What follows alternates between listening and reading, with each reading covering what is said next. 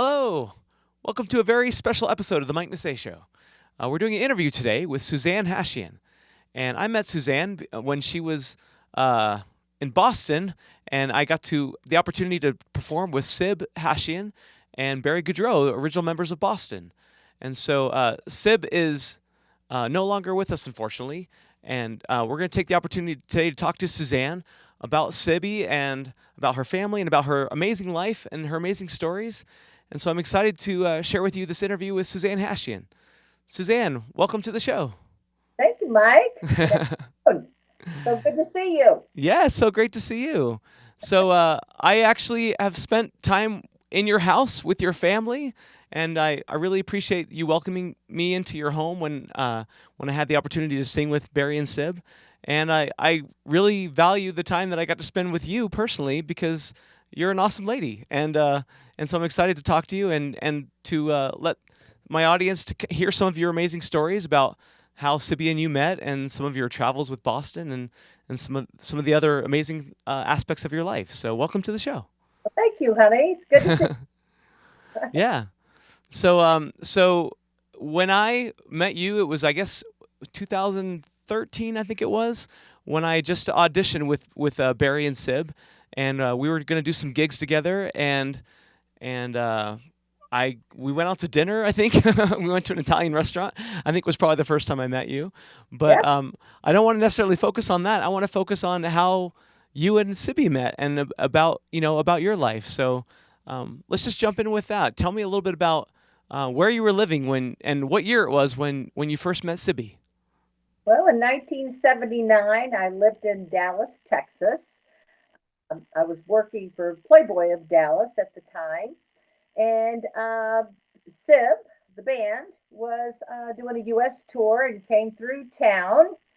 And I worked a promotion that day with the band. They all like to play basketball. So we had teamed up with a local radio station and their DJs. And, the band played a good game and won. And as a matter of fact, won the game trophy. But I had never heard of the band. I didn't know anything about Boston. Um, Mainly, I worked promotional events with Playboy. So I mainly worked with athletes and entertainers in the ways of actors, not musicians. My partner actually did a lot of the musicians events. But of course, she decided to take off out of town with a boyfriend. And on my day off, I got this gig. So we ended up having a great time, and I had tickets to the show that night, and so I went to the show, and it was amazing. I have to say, I it was nothing I expected, but it was absolutely magnificent. And we ended up, I was supposed to take all of them out to dinner, the band members and their significant others, whether it was a girlfriend or a wife, to dinner for appreciation thing afterwards. And when I went to pick them up at the hotel afterwards in the limo, somehow or another it ended up just being Sim coming out. I'm not really sure to this day if that was planned or he told me everybody wasn't getting along. They didn't have a good show. So I said I thought it was a great show, what I knew of it. And so it ended up just being he and I that night going. Nice. And I asked him if he liked Italian food and jazz because that's where we had booked was an Italian restaurant that had jazz. He goes, "I'm half Italian. I love jazz." That's awesome. so so what kind of music were you into before you saw that first Boston show? Well, I was actually a classically trained dancer.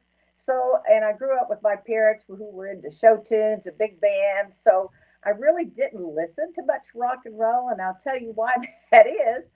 When I was 14, my sister's husband was the pilot for Led Zeppelin.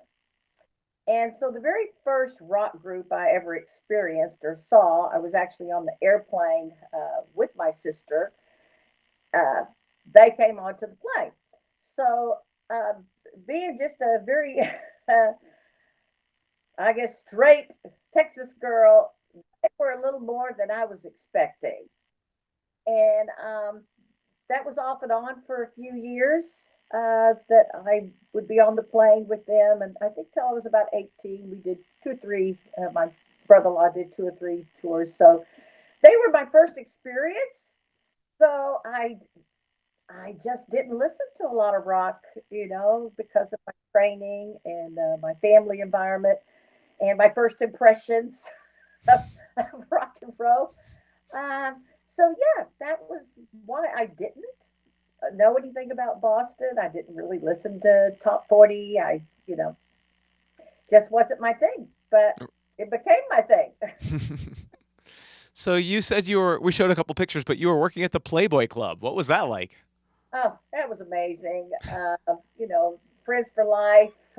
My gig was just amazingly fun. I wasn't in the club itself too often. When I first started out, they had me at the door, greeting people. And, for me, it was more the promotional thing. They realized that I actually had a people personality. So they would send me out at charity events like golf tournaments,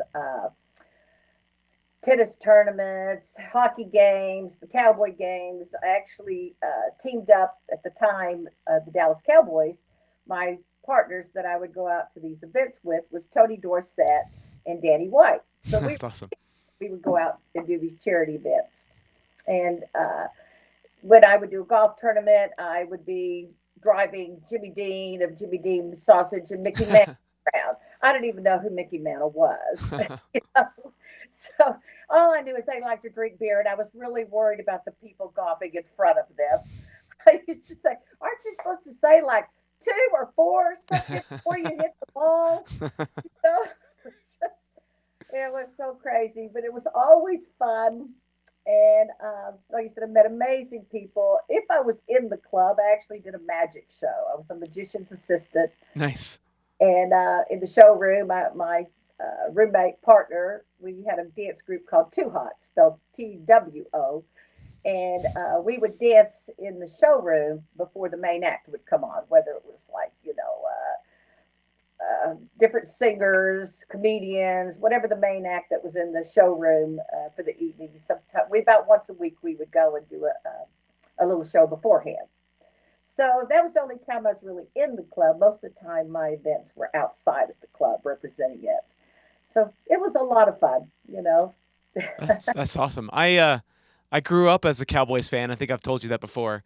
And so my heroes, early on were Roger Staubach and Tony Dorsett and Danny White and all those guys. So what was it Uh, like? What was it like hanging out with those guys? oh, yeah, Danny was very. He was having to come in, after Roger Staubach. It was difficult to fill. You can't fill those shoes, and his relationship, with Tom Landry. So Danny came in a little insecure, but he was a nice guy. Just very sweet. Tony, he he was like Flip Wilson, a version of Flip Wilson. Very funny. We always had a lot of laughs hanging out together. So I really enjoyed his company a lot. And like I said, anytime I did the golf tournaments, they were always characters. So yeah, it was a good thing. That's awesome. I remember you telling me a bit of this story when you came to my show in Georgetown, Massachusetts, a couple years ago, That was and good. yeah, and I remember you telling me that you couldn't necessarily be alone with Tony Dorsett, right? No, um, you know, he did come to my house with me to meet my parents. I'll just be honest, we dated a little while, but that's was difficult at that time. In Texas, there was racism, and so if I was at events, it was fine. Like if we were at the games itself, or where we were, it always was with Danny too, or with somebody with the organization. But when it was just Tony and I hanging out, it was a problem sometimes. Yeah, it was. I hate to say it, but very sad, that it was like that. But we remained friends for a long time. I hate to say it, but he's very sick with like Parkinson's now, and just very sad to see him now. And that was really a result of a lot of concussions. And we can send people to the moon and Mars. We can go to Mars, but we can't build a good helmet to protect. Right. And him and a couple of other NFL players got together and started a fund, to try to help all these players that when the owners and the teams are done with them, they really hadn't given them any care.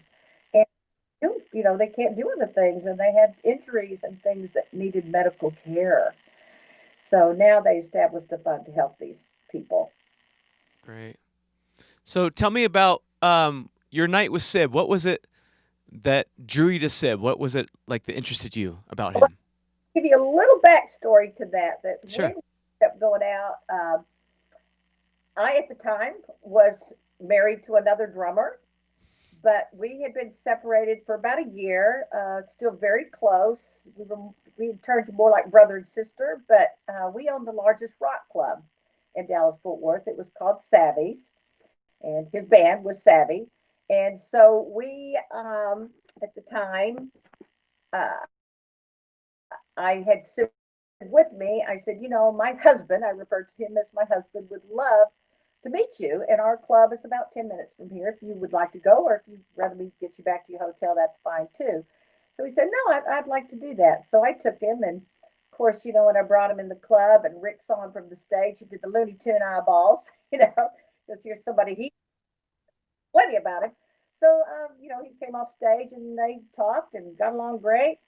And pretty much I was looking at my watch because nobody realized also that Rick and I had been separated for about a year. We hadn't told our families, we just hadn't moved. It's hard to divorce somebody that's never done anything wrong, right? So it was more of a brother sister relationship. So I took Sid back to the hotel, got out of the car, went to shake his hand like I would any other client, thanking him, for his participation that day. And being the Italian he was, he reached around and grabbed and hugged me, and we had this little exchange of energy. And I proceeded to tell him I wished him the very best in life because I knew he deserved it. And then caught myself that I'd said something personal to him, and then I just reached out, shook his hand, and said, "Good luck with the rest of your tour." Jumped in the limo and let's go. Um, really didn't think anything about it. About 2 weeks later, I'd gone to pick up my check at Playboy. The girl at the reception, we were in the same building as the Dallas Cowboys. You go up this big escalator. There's a receptionist there, and she had needed to go to the bathroom. They had asked if I could answer the phones. I was like, "Oh, well, I guess I could do that." One Playboy Dallas, one's Dallas Cowboys, sure. So I had sat there about 1 minute. Playboy line rang. I picked it up. "Good afternoon, Playboy Dallas." And there's like a little pause. And then I hear Sib say, "Suzanne?" And I voice right away. I was like, "Well, hey, Sib, how you doing?" Thinking, why is he calling here? This is weird. And he said, "I wasn't expecting you to answer." And I said, "Well, I wouldn't normally. I'm just here for the receptionist right now." And I proceeded to ask him how the tour was going, where he was. He said, "We're still in Texas. This is a damn big state." And I said, "Well, how you doing?" And he said, "Well, not really good. I've been haven't been sleeping well, haven't eating, chest pains." And I'm going, "Chest pains?" I said, "Well, have you seen a doctor?" And he's like, "Well, no, but we have this guy we call the doctor on tour with us, and he helps us figure out our problems." And I said, "Well, yeah, and just what did you figure out?" And he said, "Well, we figure out I'm in love." And I said, "Well, that's a good thing, isn't it?" And he said, "Well, it would be if the girl I wasn't in love with wasn't married and I really like her husband." And it just hit me, right in the face that he was talking about me. And I said, "Well, you don't even know me." But I said, "Things aren't exactly the way they look." And he said, "Like, what do you mean?" I said, "Well, I am still married to Rick, but we haven't lived together for like a year. We just haven't come out to anybody, our families, because, once again, it's hard to divorce somebody that's a good person. As you can see, he's a great guy." And he said, "Well, do you see other people?" I said, "I don't know about him, but I have." And, "Well, can I come in tomorrow and take you out?" And that's pretty much what started happening. And a couple of months Wow. later, he asked me to go on the cherry blossom tour to Japan with him. So Wow. I had to make some choices. It was time to. Was he still on tour at the time, or like how did he like free himself up to come to visit you in Texas? Well, he would have days off. and I had days off, so I would either fly out to where he was playing on my day off, or when he had a day off, he would come and I'd put him up at the hotel, and because listen, we were just getting to know each other. Sure, sure. I didn't know anything about him other than he was a rock musician, and that wasn't an asset at the time for me. But yeah, well, like I said, it came down to he was going to be gone a month, and that shot, by the way, is in London with when we were in Europe. Yep, yep, yep, And Sib and Brad, they just loved that. They loved yep. being Abbey Road together. But anyhow, yeah, so it came to a point I had to see if I could take a month leave of absence from Playboy, and had to go before my parents and explain to them the situation that wasn't with Rick, and I was going away with somebody they'd never met for a month to Japan. So yeah, So it was a little crazy. your previous experience was like being on airplanes with Led Zeppelin and not necessarily like loving the idea, and then you find yourself basically It going on was tour with the rock band. pro, I mean, I've never seen anything in all my life. Like I said, I was a good little Christian Texas girl, and they were quite the education. Uh, and the Sims band was very different. Other than Sib and Barry and Fred, Tom didn't smoke pot or do anything vegetarian. So was Brad. I mean, they were a good boy band, really, very Hmm. good boy band, and so very different experience. Gotcha. Very different experience. So, what are four adjectives that you'd use to describe Sibby? Oh, oh, he was funny, smart, uh, kind. I would have to throw in that he was a very good lover. Is that an adjective? No, that's good. That's fine. Miss him every day. Yeah, Yeah, yeah, amazing. he's amazing. Yeah, and My so intelligent, so like I said, witty, kind. Oh, everything about him. He was just an amazing person. He really was. I I didn't have a lot of time with him, but the time I did spend with him, I remember when he would walk into rehearsal, just the energy in the room would change. It Oh, was just like this, just like this happy, positive vibe just came into the room, and it's just like he was like daring you not to smile. It's just like that's the way he was. And it was yeah. He was yeah. high energy and high maintenance. Yeah, and he was also very, particular and professional. Like he knew his stuff and he knew the way things were supposed to go, and he made sure Yeah, they went that way. So very he much, was always on top of it. yes, very much a perfectionist in his music and Hmm. anything he did. He was a perfectionist. So, what were some of his hobbies outside of music? Oh, he loved to golf. He was an excellent golfer. I told him if he had decided not to be a musician, I think he could have been a professional golfer. He was just a he played a lot of celebrity tournaments, charity tournaments, but he also was a great pool player. And I grew up playing pool. I started at 7 years old. My dad, I think the first piece of furniture we had in our house was a pool table, and so, he liked the challenge, and I didn't tell him I won my first car shooting pool, and probably paid for half of my college shooting pool. Uh, but so yeah, we enjoyed our play pool together, and he hobbies. Other than that, I mean, really no. He just liked golf and shooting pool. And just I being with. remember. Oh, go ahead. I was gonna say I remember him being in his backyard, and you guys had like turkeys and deer and all kinds of animals that would just walk up to the back of your house. Was Mr. Nature. He would feed these wild turkeys. And at first it was okay. I think we had like six show up. And then a week later there was a dozen. A week later, about 20. And I never woke up. And they would like go past our bedroom about 5:30 in the morning. And the sound of the gobbling was just unbelievable. So, and he wouldn't get up that early. So I would go in the kitchen and sit at the counter.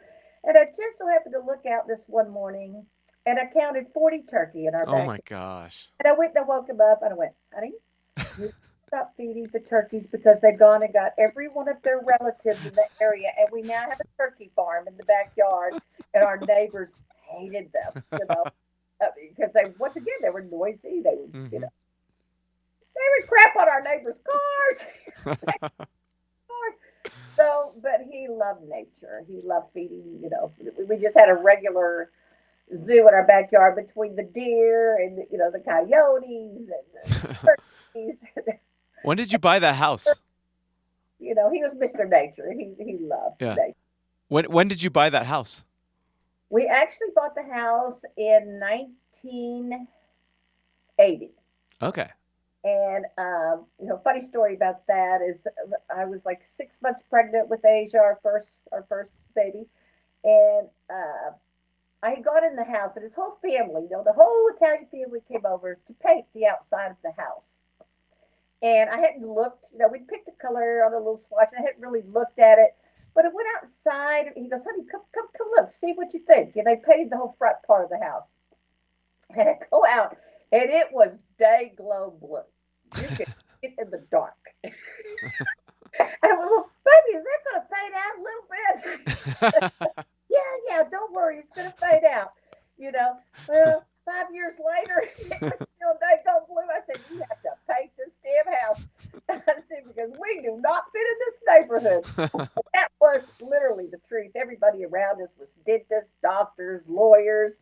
We moved in, and here he was with the afro out to here, and he would have rehearsals. So he, during the day and at night, down in the basement, and it'd be so loud. But it didn't take long for our neighbors' kids to realize who was living next door, and he was very welcoming to the kids and the teenagers. And Nice. so the parents accepted everything, and we just became kind of like a little open house, for the longest time for all the kids in the neighborhood. Awesome. So you mentioned the hair. What was your initial reaction to the hair? Oh, well, that was definitely a problem in Texas. Once again, when I first started seeing Sim, we had the big fro. He was very dark because he'd been doing all outdoor shows. And when my parents met him, uh, I had taken them to the Texas Jam, which I think I sent you the T-shirt. Like 100,000 people. My parents had never gone to anything like that. We're on stage, and my mother's looking at him, and she says, "Well, honey, what nationality is he anyway?" Mom, he's Italian Armenian. She goes, "Oh, okay." So we had gone one night out to breakfast at like 2 a.m. Like a Ditty's or something. And we're sitting there, and he's kind of looking around. He's got his even has his sunshades on. And we're sitting there, and it's all cowboys. I mean, they're in their hats, their boots. It's almost like a truck stop thing. And all of a sudden, clear across the room, I hear somebody say, "Boy, how'd you get your hair like that?" Anyway, is looking at me through his sunglasses. He goes, "Is he talking to me?" I said, "I think so, honey." And he says, he goes, "I eat a lot of pasta." Well, all just cracked up. And he says, "I'm ready for the check." So once again, he really didn't like going down to Texas because he stuck out like a sore thumb, especially with me. You Hmm. know, uh, he only went when he really had to do his family obligation. I mean, he loved my family. He just didn't like what he had. He worried about somewhere that when people were driving around, their firearm was in the back of their window of Hmm. their vehicle. Yep. I just said, "Don't worry, honey. They won't shoot you, I don't think." So, what was the explanation that he gave you about his nickname, Sib? Well, he was actually named after his older brother's favorite baseball player at that time was named Sibby Sisti. Okay. And so I think Sid was about 4 years old. He just started calling him Sibby. His real name is John, John. Yeah. Yeah. John Thomas Hashian. But that stuck, pretty much his whole life. And he decided to use that as his stage name. That's Okay. cool. Yeah. Did So I ever that's tell you the story about when Timmy first heard that I was playing with Barry and Sib? Did I tell you that story? so. So Timmy, you must have been like, I don't know, 4 or 5.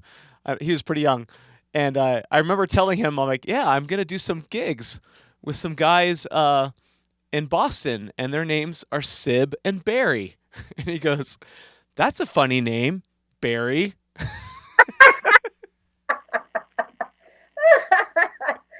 Oh, that is so cute. I told that story to Sibby when we were walking through. Like we went. He showed me around Boston one day, and we went to a mall, and I bought Timmy some Legos actually, and I told Sibby that story, and he laughed so hard, just That like is the fact, so, yeah, the fact yeah, that somebody thought Barry was the unique name out of the two. He loved that story. oh, that is so great. Kids, it's normal, right? Yeah, exactly. Yeah. So, what was, or a some of, if not one, what were some of Sibby's favorite Boston songs? Do you know? Smoking, of course. Smoking. That used to throw joints at the stage. He loved that. Just wait, hey, hey, I need my rodent cleanup first. I know. Collect those. And he loved rock and roll band. He loved rock and roll band. That was one of his favorite. What Uh, about you? What were some of your favorites? I definitely like rock and roll band, and I loved when Brad would sing "The Man I'll Never Be." That Yep. just it spoke volumes, especially about him. Yeah. You know, what he felt about himself more than anything. Yeah. Yeah, Yeah. That's one of my favorites as well, for sure. yeah, amazing, amazing piano, amazing lyrics, everything about it. Yeah, miss him every day too. Yeah, for sure. Yeah. So, what's something about Sib that most people wouldn't know? Oh my goodness, that is what can we tell? Um, that is a tough one because he was pretty straightforward. He didn't Yeah. hide anything. He didn't really have any secrets. I'd say a little bit maybe that they didn't really know. A lot of people didn't know he was a Vietnam veteran, Oh, yeah. Fair and enough. uh, Hmm. he was very proud of his service. But he had a lot of survivor's guilt. Mm. Which I never realized till we were married quite a bit, quite a while, that he'd gone to visit the traveling Vietnam memorial that had come through Lynn, Mass. And he'd come back, really upset that day. And we were supposed to be going to take his mother's ashes down to the Cape to spread them on her parents' graves. And he said he wasn't going. And I was like, well, what do you mean you're not going? You have to go. And I was scolding him. And he started to just sob out in the front yard. He was doing yard rounds. I was like, oh my God, no, you don't have to go if you don't want to. And he goes, no, that's not it. And I'm like, what is going on? And he said, I don't know why it was them and not me. And I didn't understand what he was talking about. And he said, I said, what are you saying? And he told me he'd gone to visit the traveling memorial and seen his friends' names on it. And I said, what do you mean? You are feeling guilty because you survived Vietnam? I said, oh, honey, if you didn't live, I said, do you not think your friends would have been so proud of what you've accomplished in your life? The little boy from Lynn English. I said, if you didn't do it for anybody else but them, I think you deserve what you got in your life. And, it was their destiny. So that was one of the things that people didn't really realize about him, is that he was a very sensitive person, very sensitive, you know. Yeah. Thank you for sharing that. Yes. So, tell us a little bit about your kids. I know Oh, Adam's a great musician himself. he is a great piano player. He's been playing drums. He got the drums that were in the studio downstairs. Has been playing them. Lauren's been playing drums. I was just out with the girls in California last week. I went out for a couple of weeks, and Lauren has a new song that she released called "Ride the Wave." It's out there. You can see it on her video on YouTube and Spotify, Vivo, all those things that they do now. Yeah. So, Asia's they don't. She doesn't do an album. She released two songs during the time. One was "Step Into a Love Like This," which was a song she wrote for Dwayne for a wedding gift. That actually tied the knot last year in August. After being together 12 years and two babies, she finally said yes. Right? But no, this is Dwayne Johnson, otherwise known as The Rock. Right. This is the Dwayne, if you will. Yeah, to me, he's just my son. He's the most humble and sweet and kind and funny. Funny. Sib gave him a hard time the first 7 years. He didn't like, the fact that they lived together and didn't Hmm. married. And then, all of a sudden they found out Jazzy was on her way, and that the Catholic in him just, it just overwhelmed him. About 8 years before he would actually call him son. So tell me a little bit more about their relationship because Dwayne like referred to him as like his second father. Oh, he loves Sib, and I think because Sib was, he was a tough Italian dad. He didn't. When we sat down to dinner at the table, there was no stars at the table. Right. If trash needed to be taken out, he's like, trash out. Wait, fold that table up. Go wash, help Suzanne with the pans. He treated him like anybody else, and I know that Dwayne appreciated that their Yeah. relationship was a very genuine, real relationship. Did Dwayne, if I'm not mistaken, did Dwayne lose his father at a younger age? Well, he lost his dad actually earlier this year. Oh, okay. Okay, Dad gotcha. passed away this year. Um, he grew up a very volatile childhood. It was tough. He respected his dad in the industry and everything, but his dad was a tough character. There were issues, and but he did respect him to the end, and he honored him in the end. And so yeah, definitely. And I think that was another thing that he and Sib had in common because Sib had a lot of the same relationship with his own father. Um, it's tough when your son uh, has more success than Mm, you. Like Sib's dad was a published author. Movies were made of his books, mm. and famous but almost infamous. It was strange, and so there was a little bit of jealousy in the amount of fame that his son achieved, and that was kind Mhm. of the same thing with Dwayne and his father. So Mm. kind of had that in common, Mm. which that was a good common ground for them to realize. Later, the fathers, I think, were proud, but not in the immediate process, shall we say. So, what's it like being Dwayne Johnson's mother-in-law? The Rock's mother-in-law. Oh, I have people ask me for Can you get this autograph? Can you get that autograph? And you know what? The same rule applies to him as my husband. We don't do autographs. Hmm. And he'll do that and if he's at a premiere or a charity event or this, but when he's in my house, he's just my son. Sure. And uh, once again, there's no stars that walk in this house.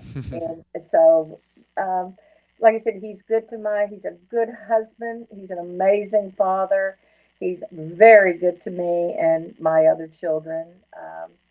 So I couldn't have asked for a greater blessing in our life. We're There's very some there are some perks though, right? You got to go to the White House, right? I did. We got to go meet Obama and his family.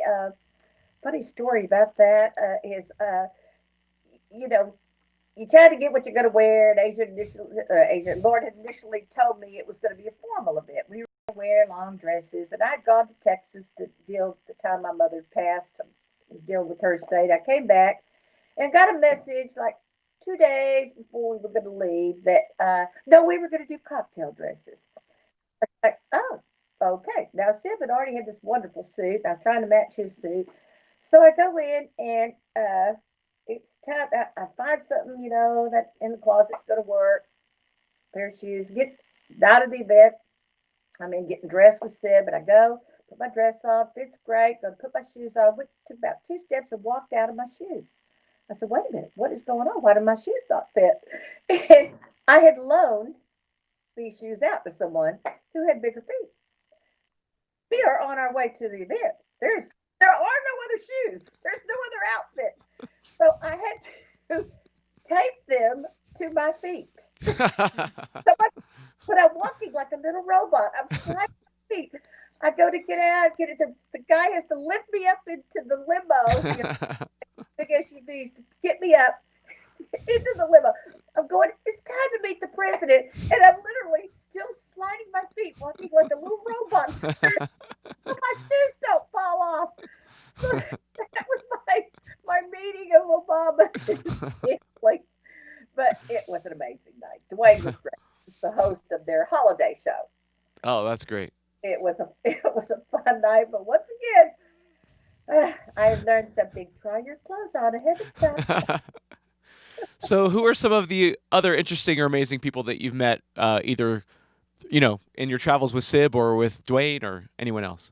So many bands, so many bands. We were out with Van Halen and Heart and the Doobie Brothers, and so many, so many. So, who are your favorites, like that you met, like Led as people? Like, who are your? Led Zeppelin, we had bad company. So I had bad company, and that's a funny story. When we were in London, Simon Kirk came back after the show in London, busted in the dressing room to meet Sib. And I'd actually never told Sib that I'd gone out with Robert Plant later in life. Uh, Uh, that it we're sitting on the sofa, and I'm realizing that Simon Kirk's there, and I'm going, oh, no, okay, how's this going to go? Because I've hung out with him too, right? And so they're exchanging, smoking a joint together, and Simon Kirk, he's blasted. He turns and he looks at me, and goes, "You look very familiar. Have we met before?" I said, "No, you've never met me in my life." And he said he's talking to Sib. He just, and Simon Kirk was Sib's very favorite rock and roll drummer. He listened to him all the time in Vietnam. I think he even had a poster of Led Zeppelin in his room.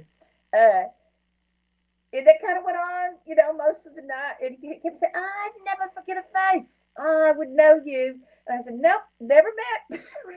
so, so, you know, I managed to get through that night. And that night I thought, maybe I should tell Sid, because I found out the next day I ran into Led Zeppelin's manager, Peter Grant, in the lobby of the hotel. And he knew me right away. They used to ah, Dallas, her little sister.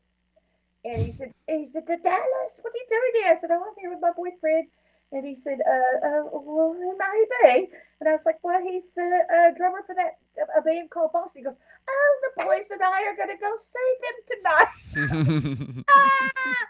So I was like, worlds colliding. "Yes." I thought, okay, what do you do here? Don't tell any confessions, but should I? All I could see is in the headlines the next day, because Robert was very arrogant in his own way. Drummer of Boston stabs lead singer Dick. So I actually sat out that show that night. I did not go to that show. And as it was, Robert did not show up to the show, so I did never Mm. make any confessions. That's funny. So that's one of those crazy stories. But yeah, I've met all kinds of people. And of course, with Dwayne, I've met a lot of the actors. And I've worked, when I moved up here, I used to do commercials with different people. And, when I was in a dance company up here for almost 20 years that I danced in, dance theater company.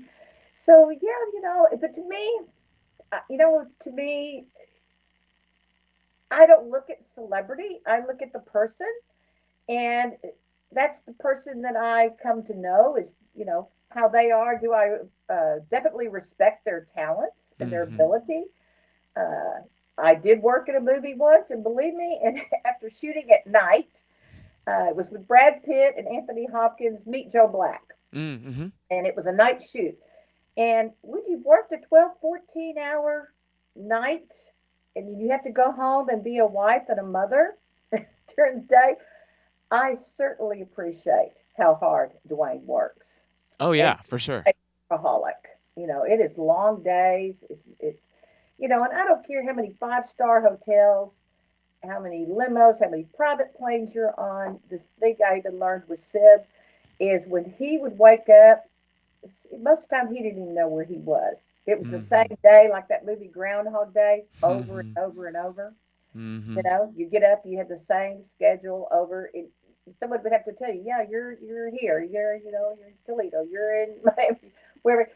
Really, only the wives and girlfriends got to see, the tourist aspect of anywhere we went. All through Europe, he didn't see anything. Yeah. I remember he saw Paris with our heads stuck out the top of the limo on the way to the plane. Mm-hmm. He got the Eiffel Tower, the Champs Elysees, because he was in his regular schedule, work schedule. So it's not the same for them. And when you're living out of a suitcase for 18 months, when it came time for us to get married, and I just said, I do not want to take children on the road, and I don't want you to be an absentee father. So when you're ready to stay home, pretty much, we could get married, start a family. And he was ready to stay home. You know, he allowed me to have my career, and he was the one that was home with the babies, and he liked that. Uh, you became good friends with Connie Gaudreau, and so Connie and her sister Mickey both met Brad and Barry when they were like flight attendants. Is that correct? Yeah, Mickey was the flight attendant for the of the plane for Boston, and Connie worked for the same company, but I think, at the time Mickey was out with Boston, she was out with Eric Clapton. Ah. Doing Eric, I actually met Connie when Eric Clapton had come to Dallas to play, and Mickey called me and said, "Hey, my little sister's in town. Can you entertain her for the night?" I did.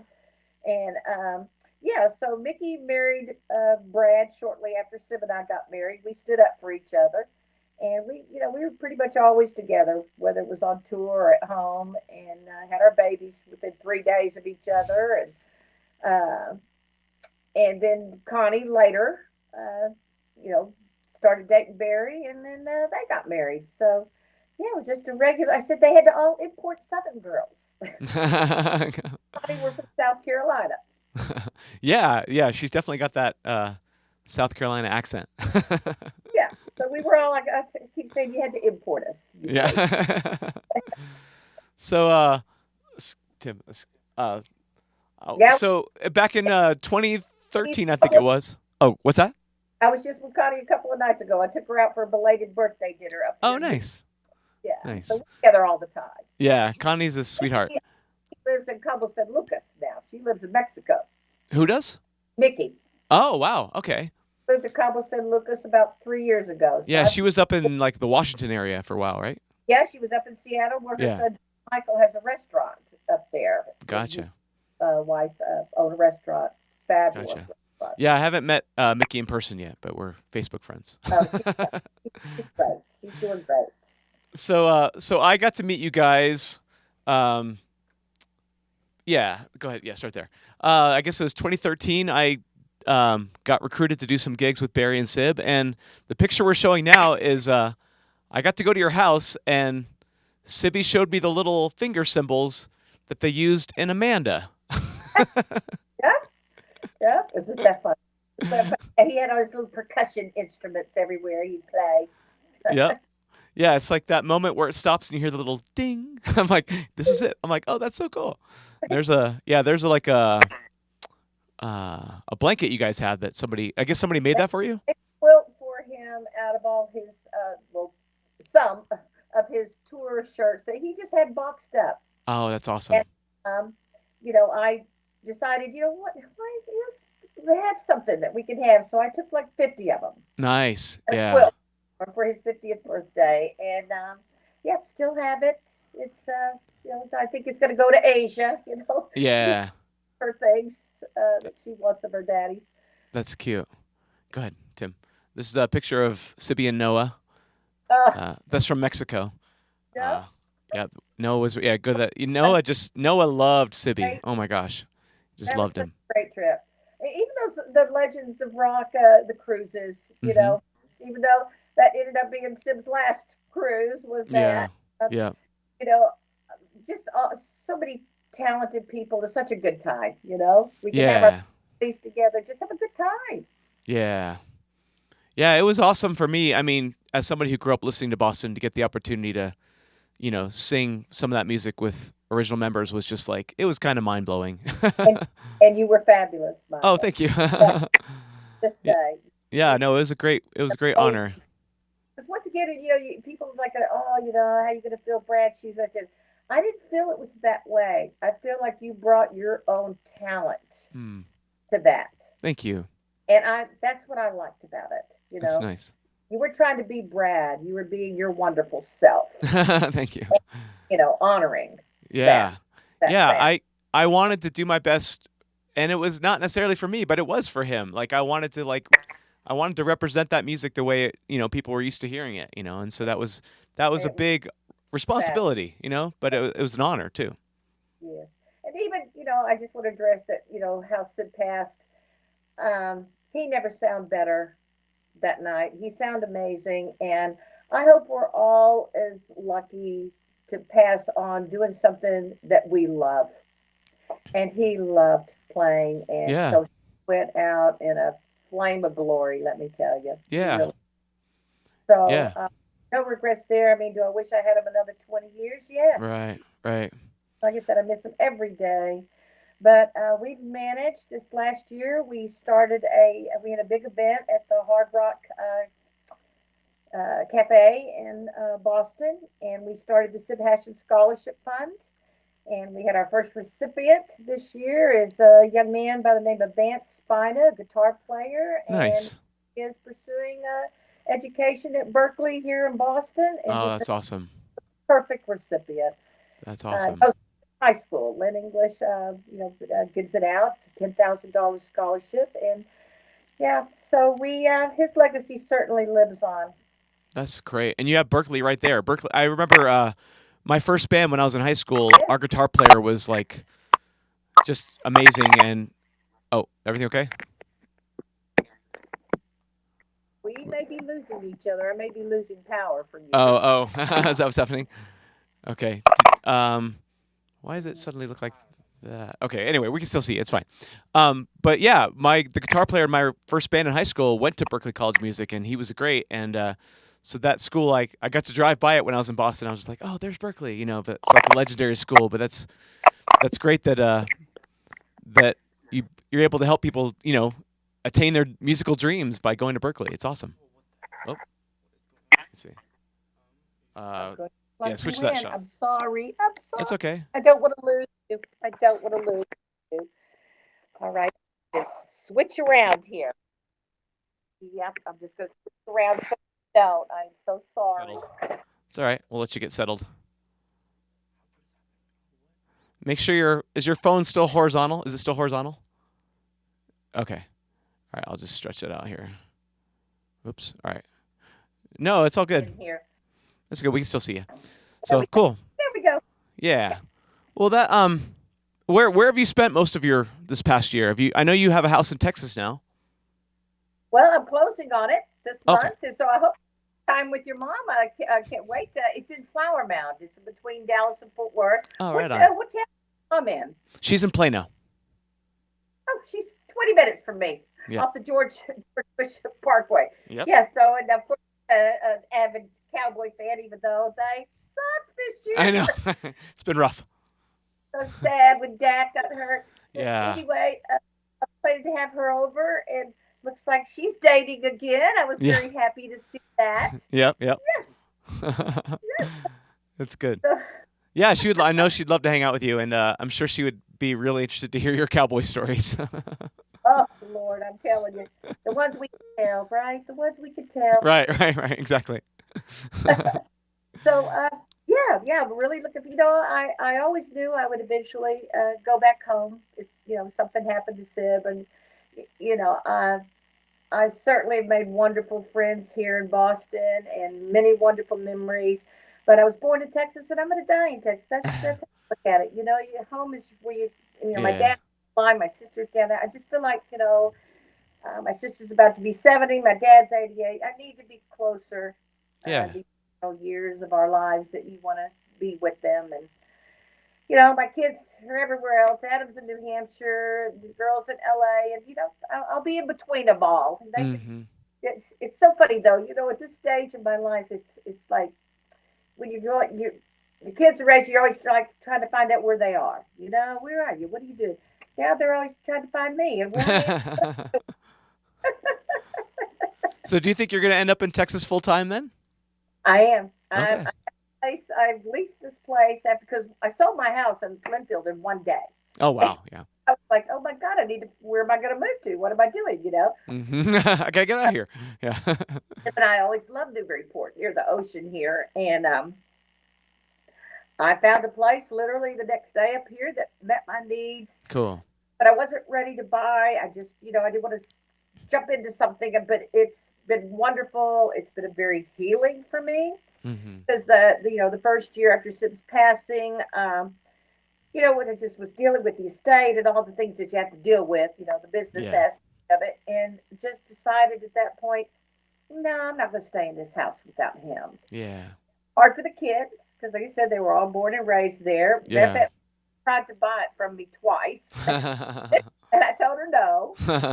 No, no, I want this house to have the same thing we had. I want a family that's going to come here and live in it and not visit it 2 weeks out of the year. Just that, you know. Hmm. And I understood where she was coming from sentimentally, but no, Yeah. it was another family that the guy was a musician, a drummer, Good. and his daughter's musical, and they totally flipped out when they realized whose house they were in. He goes, "Oh my God, I feel like I'm standing on holy land." Oh, that's cute.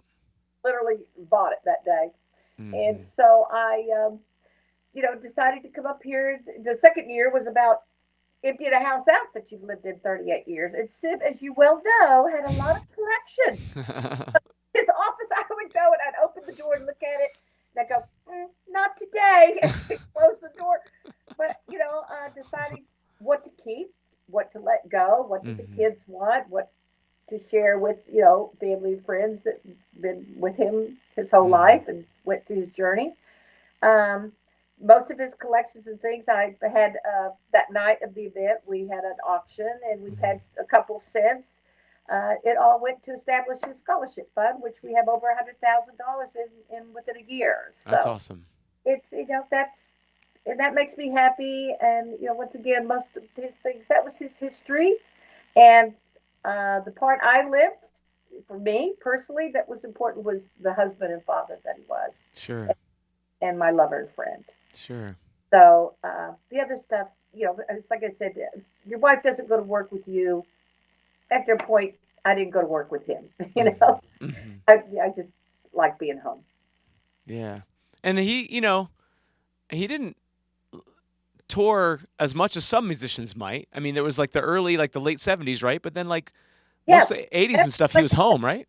I said that I wanted to. He wanted to get married and he Hmm. wanted to start a family. I said that's great, but once again, I'm not going to take kids on the road, and I'm not going to be a single parent. Yeah. But when you're ready to do that, we will get married. We will. I think. And he was ready then. He just decided he'd had it. After he'd had it. He'd worked his butt off at Hmm. 76, and it was great. He would still play a certain amount of events. He started Sure. doing some corporate stuff. He did Barry's solo Hmm. first project, and Earning the he automatics. And, yeah, it did. yeah. He did Earning the Automatics, which Yeah. he was longer than he was Boston. That was 7, almost 8 years, Mm-hmm. and he really enjoyed that. He enjoyed who he was with and who he played with. It was funny because when they first got together, Ernie, he had these illusions of grandeur. He goes, "Oh, he had this manager guy. He goes, we're going to do Japan. We're going to go here." And Sim goes, "I quit. I'm not leaving the country." Sim particularly did not really like touring because he's a very picky eater. Hmm. He was a good flyer. He just wanted to be home. Honestly, he said, "I'll do anything in the U.S., but you're not taking me out of the country." Okay, he said, "As long as we can do that, we're good." And Ernie was good about it, and he was happy with what they did, and enjoyed. Like I said, he enjoyed the band members. Hmm. Brian Hayes, Tim Archibald, of course, Barry. So he in tunes, Michael Antunes, he enjoyed the group he was with, and that was the biggest part of it. If he was going to do it, he had to enjoy who he was with. Yeah. Yeah. Well, hearing you say that makes me feel grateful that I got to play a gig with him in Mexico because it was outside the United States. And believe me, I was shocked when I said, "You're going to Mexico?" And he goes, "Yeah, we're going to Mexico, baby." And somebody said we were going on the first cruise. Now, Sim didn't even like to sit on a boat that was at the dock. And that was where he like at the dock. When he told me we were going out in the ocean, I was going, "Who are you? Where's Seb?" Did Barry like talk him into all that? Did Barry talk him into it? Couldn't believe it. I couldn't even believe it. Because, baby, we're going on a cruise. I was like, what? You never even go on a boat that's docked. But he really enjoyed it. He enjoyed it. It was getting daring, you know. He Yeah. really did. Uh, He seemed to but be in good spirits. He seemed to but enjoy that's it. all really he wanted to play drums too much. You know, after learning automatics, he just said he just really just wanted to play golf. He just said, you know, I'm good. I'm done. You know, I'll do it, but only a couple of times a year. And that, Hmm. you know, he just was done. Hmm. So, and little did we know he was done. Yeah, yeah, Yeah, yeah. yeah. But like you said, at least he got to do what he loved till the end. You know. Did right down to the end. Yeah. Days I hope I die on the dance floor. I Right. have a choice. He's not here. I want to be dancing away. Well, it's great to see you, Suzanne. Great to talk to you. But I want you to know when I get to the place in Texas, you're welcome anytime with the family. And while I'm still here, I'm here Yeah, next year. You're certainly welcome here too, yeah, family, Mike. for sure. I hope. Yeah, I hope my gig calendar resumes sometime in 2021. I'm able to travel again. So. So isn't it crazy? Yeah. It's sad. The whole entertainment industry, it's sad. You know, Yeah. even Dwayne said he thought he was done with movies after all this. He wanted to Hmm. focus more on his business ventures. He's got his new tequila, which I helped promote during the COVID, and Yeah. um, you know, his Under Armour thing, and he bought the XL. XFL. So he and his ex-wife, who was his manager, uh, have got that going this next year. He just wants to focus.